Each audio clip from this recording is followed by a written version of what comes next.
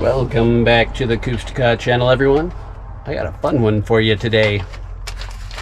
So me being the smart guy that I am, when I went to go change my rear differential fluid, I used a drill, and then when I thought I had it in reverse mode, I really had it in drive it all the way forward mode, and I snapped the bolt off right in the axle. So I picked me up some easy outs. We're gonna go ahead and back that one out, and instead of just going to the hardware store and picking up any old bolt, I went online, found me some stainless steel bolts. This is made by Zwip. The number is 99447-806. They are metric 14-piece differential covered bolts. They look to be the right ones. Go ahead and pull one out here for you. I was looking at them a little earlier. Got them on the old Amazon for like 16 bucks or something like that. Nice stainless bolts. That should hold. Here's the one that I was messing with. It's already a little dirty. So they should do the trick. They look like the ones. So, all right, let's go ahead and dig underneath the truck here. Start removing the bolts. I didn't bring a or didn't get a gasket, so I'm just going to use the RTV sealant again. If you got a gasket or you have the forethought to get the gasket, go ahead and do that. Otherwise, I've been using RTV red sealant for the past couple of years and it seems to be fine. Just don't overdo it so it gets everywhere and it gets mixed up in your gears and shit, and you'll be fine if that's what you're gonna do. But otherwise, get a gasket. Alright, first thing we're gonna want to do is zip all these bolts out of there. They're all 13 mil. And then we'll drain the fluid.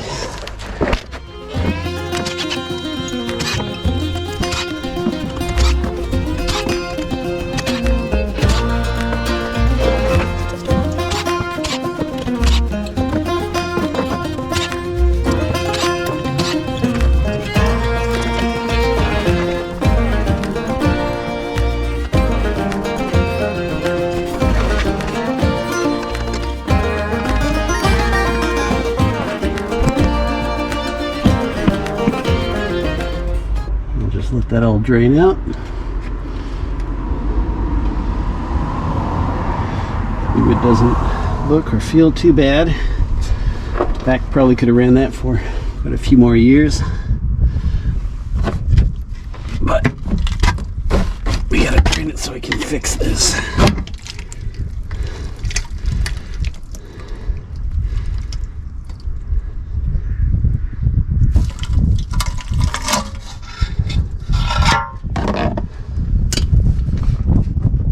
Right, we're going to give that a few minutes just to do its thing. Okay, here's the diff. Everything's looking pretty normal. I do see some specks. I don't know if you can see that here. There we go. There is quite a few specks of flaked off metal in there. And I'm guessing that's from when I blew a bearing and it just sent crap all over the place. Maybe it hasn't quite flushed out yet, but it seems like a lot of that sediment has settled down to the bottom. So I don't know if this is recommended or not, but I'm going to go ahead and just clean this out.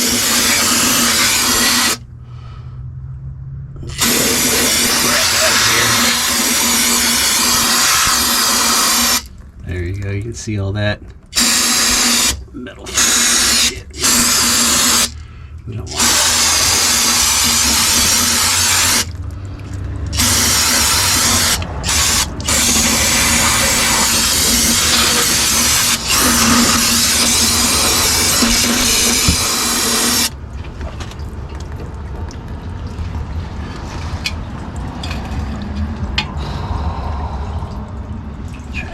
Good scrubbing.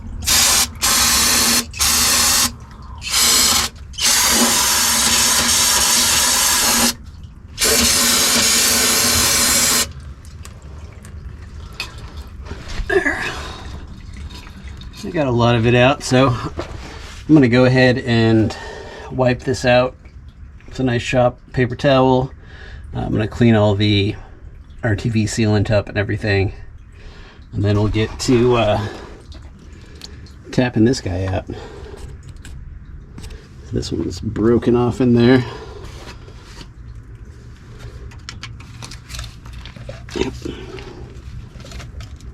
Oh, actually, it looks like we won't even need a tap it. It's in there so loose that I might be able to just move it out with a screwdriver. Yeah, that's barely in there. Look at that. I'm gonna put you down here for a second so we can get that out of there. Awesome. It's not in there very tight at all. This bottom guy. Good to know.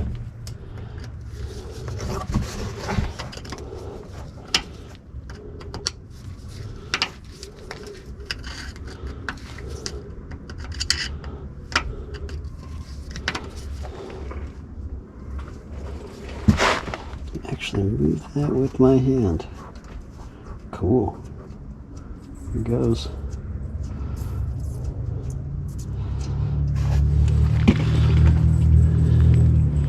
There's the rest of that bolt there, sheared off. Okay, that was way easier than I was expecting. Pretty happy about that. Okay, I'm gonna go ahead and finish cleaning this up and get ready to make a new little gasket and bolt it on and fill it with fluid. Okay guys, we got the diff cleaned. Got the mating surfaces cleaned. We wiped everything out. Got all the specks out. Got it cleaned up. Cleaned up our diff cover here. Got that gasket in there. It's tacking up right now. And got the bolts staged. So we're going to go ahead and start reinstallation and then fill it up.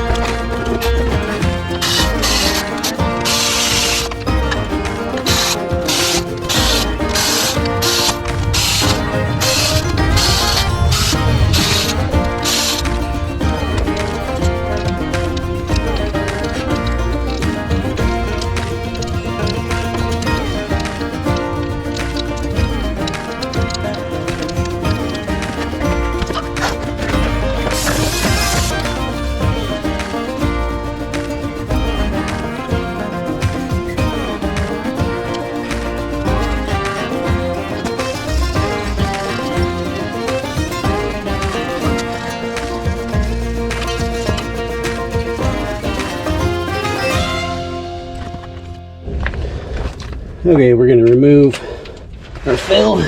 This is our fill plug. This is a 17 millimeter.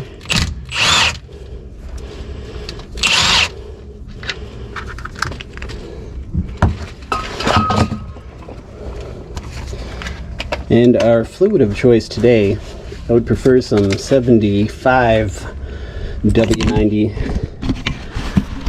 but 80 W90 is what they had in stock. So that's what we're going to use today. A little heavier than I normally would want, but that's okay.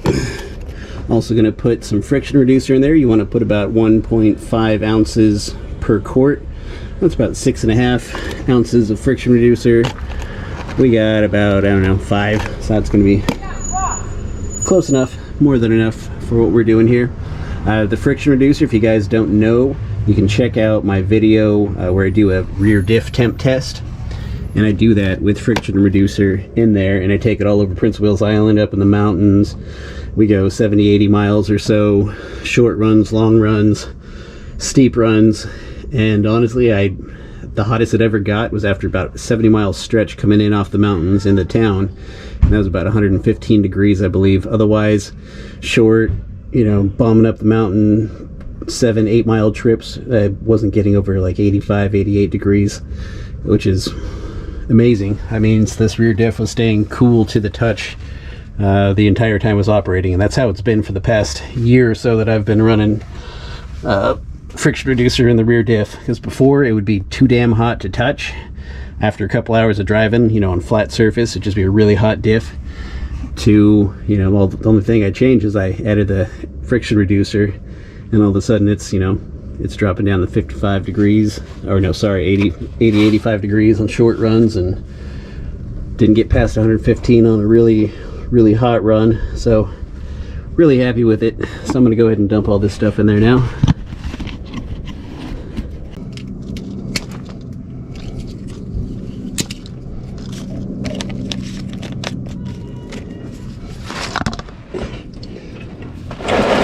These rear diffs hold about 3.83 quarts. So just fill it up till it overfills the fill plug.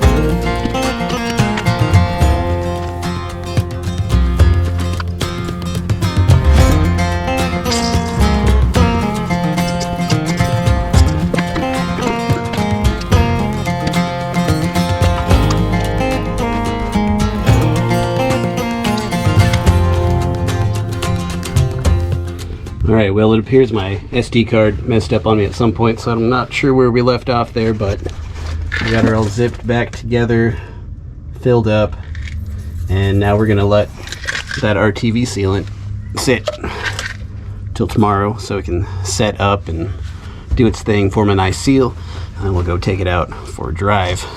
But not really about the rear diff fluid or the FR3. You guys have seen all that on my channel, and if you haven't, go check it out. Got tons of FR3 friction reducer stuff on my channel in regards to the rear diff, testing it out, putting it in. But that's going to be it. So if you got any questions, drop that in the comments for me. If you've used these before, let me know. But you know, if you're looking for these yourself, or you're looking for some new bolts or some stainless, I'll go ahead and put a link in the description for these guys, and so that you have that. But otherwise, it fits. It's 12 millimeter. It's just fine. Looks like it's holding. Looks good.